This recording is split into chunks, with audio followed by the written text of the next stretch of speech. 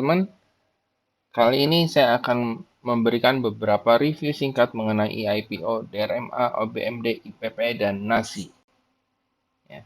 Namun sebelum mulai, saya mau mengingatkan bahwa pembahasan ini bukanlah rekomendasi atau paksaan untuk beli ya.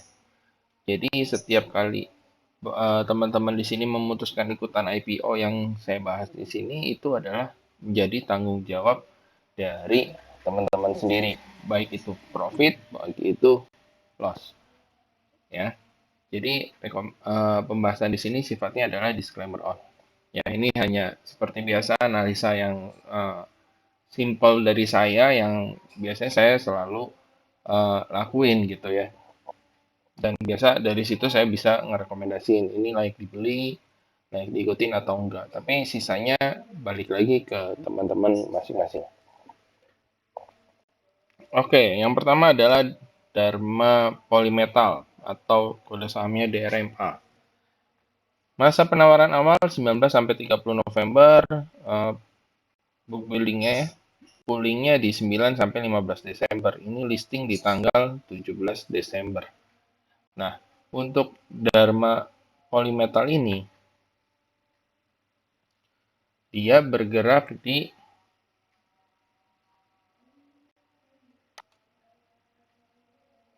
sektor konsumer siklikal yang bisnisnya adalah manufaktur komponen kendaraan bermotor. Ini sama kayak dengan Selamat Sempurna ya, SMSM. Ya, satu bidang usaha, terus sama juga kayak auto. Ya. Harga penawarannya 500 sampai 620 miliar. IPO amount-nya 300 sampai 430 miliar. Underwritten-nya CMB. Niaga Sekuritas dan Sukor Sekuritas. Nah, untuk IPO DRMA ini, secara harga penawaran oke. IPO amount oke. Underwritten-nya ini yang kurang, menurut saya kurang oke ya. Menurut saya kurang oke. Jadi kalau misalkan ditanya, PT DRMA ini boleh nggak ikutan IPO? Boleh, tapi porsinya jangan terlalu besar ya. Jangan terlalu besar. Kenapa? Karena potensial arahnya itu kemungkinan cuma 1 hari aja. Ya, kemungkinan 1 hari aja.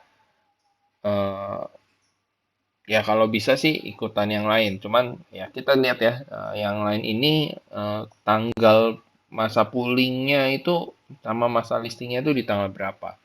Siapa tahu kita bisa nyelap-nyelip gitu ya. Oke, berikutnya PT OBM Trilcem atau kode sahamnya OBMD. Ini masa penawaran awalnya 18 sampai 22 November, poolingnya di tanggal 2 sampai 6 Desember, listingnya di tanggal 8 Desember. Nah, untuk OBMD ini dapat waran ya, dapat waran yang bisa ditransaksiin atau warannya ini bisa di-convert jadi saham induk itu di tanggal 8 Juni 2022 sampai 7 Desember 2022. Nah, PT OBMD ini termasuk ke dalam sektor basic material di mana bisnisnya itu memproduksi aditif yang berhubungan dengan pengeboran. Nah, harga penawaran ini terbilang rendah sekali, 150 sampai dengan 180. Saya bilang rendah ya, rendah ini harganya tuh rendah, bukan secara valuasi. Ya, ingat ya, saya nggak ngomongin di sini nggak ngomongin fundamental, sama sekali saya nggak pernah ngomongin fundamental saham-saham IPO ya. Sama sekali saya nggak pernah ngomongin fundamental secara saham-saham IPO ya, secara fundamental saya nggak pernah. Saya hanya ngomong bicara secara teknikal. Ya. Di mana IPO amount PT OBMD ini hanya 32 miliar. Warannya 2 saham lama dapat 2 saham induk dapat 1 saham waran. Jadi kalau misalnya saham induknya dapatnya 200 lot, warannya dapat 100 lot cuma-cuma gratis. Ya. Underwriternya KGI Sekuritas atau HD. Nah, untuk OBMD ini saya sangat rekomen ya. Ini ada potensi ARA 2 sampai 3 hari. Ya, maksimal 3 hari seperti biasa kalau ARA di hari kedua atau di hari kedua atau di hari ketiga itu sesi 1 ya. Jadi kalau misalkan jaga-jaga supaya barangkali ARA-nya nggak nyampe hari ketiga, sesi 2, hari kedua di sesi 1, ARA-nya buang dulu 25% atau 50%, silahkan. Itu saya kembalikan lagi ke teman-teman sendiri. Ya kalau secara histori HD ini memang punya kinerja yang cukup bagus ya. Cuman ini saya khawatir ini perusahaan ini dipakai, mudah-mudahan enggak ya, dipakai buat eh, ya yang berhubungan sama masalah-masalah yang kemarin dari 2019, saya nggak bisa ngomong di sini ya.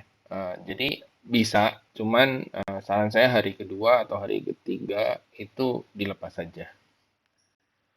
Bisa ARA nih, bisa ARA. Tapi hari kedua dan hari ketiga dilepas saja. Berikutnya PT Indopureko Pratama atau IPPE. Ini book building di tanggal 18 sampai 25 November, pooling di tanggal 2 sampai 7 Desember, dan listing di tanggal 9 Desember. Nah, untuk IPP ini termasuk ke dalam sektor konsumer non siklikal, bisnisnya industri minyak kelapa. Harga penawarannya 100 sampai dengan 110. IPO amount-nya 110 miliar. Ini kecil. Underwater-nya HD dan YP ini juga saya rekomen ya. Ini juga saya rekomen. Rekomen untuk beli. HD dan YP punya histori yang cukup bagus. Berikutnya dari PT Wahana Inti Makmur Tbk atau kode sahamnya NASI. Ya, book buildingnya di tanggal 17 sampai 23 November, pooling di tanggal 3 sampai 7 Desember, dan listing di tanggal 9 Desember. Nasi ini termasuk ke dalam sektor konsumer non-siklikal, di mana bisnisnya adalah produsen dan pemasok beras. Ini berarti saingannya Hoki, ya, Hoki.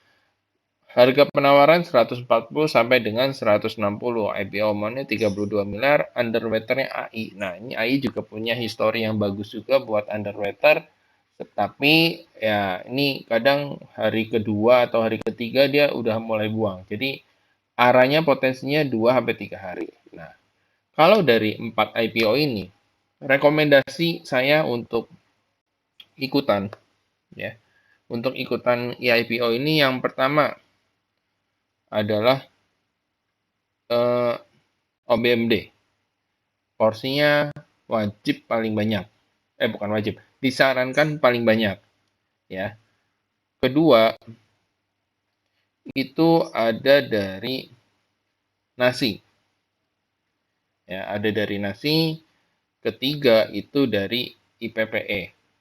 Dan yang keempat, yang terakhir itu dari DRMA ya, atau Dharma. Cuman karena ini Dharma ini adalah perusahaan yang listingnya paling akhir ya, jadi setelah teman-teman ikutan yang 3 tadi ya, ada IPPE, OBMD, dan NASI ya, mungkin setelah selesai itu dana bisa dipindahin di pooling DRMA ini ya, IPO pooling PT DRMA atau Dharma Polymetal. Oke, sekian pembahasan singkat dari saya mengenai IPO. Sekali lagi saya mau mengingatkan bahwa ini sifatnya adalah disclaimer on. Oke, terima kasih teman-teman. Selamat sore.